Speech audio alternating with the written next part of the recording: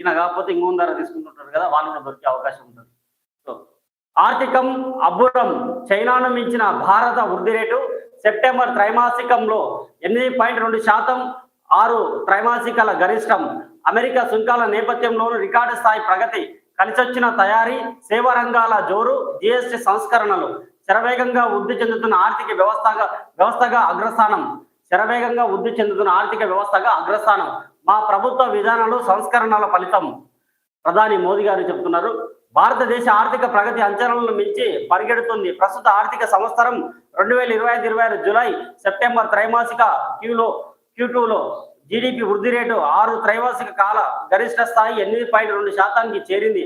America అధ్యక్షుడు Trump భారీగా సుంకాలు విధించిన దేశీయంగా తయారీ, సేవా రంగాల పనితీరుతో ఈ ప్రగతి సాధ్యమైంది. జిఎస్టీ రేట్ల తగ్గింపుతో వినియోగం పెరగవచ్చన్న అంచనాలు కూడా కలిసి వచ్చాయి. దీంతో ప్రపంచంలో అత్యంత వేగంగా వృద్ధి చెందుతున్న ఆర్థిక వ్యవస్థగా భారత్ తన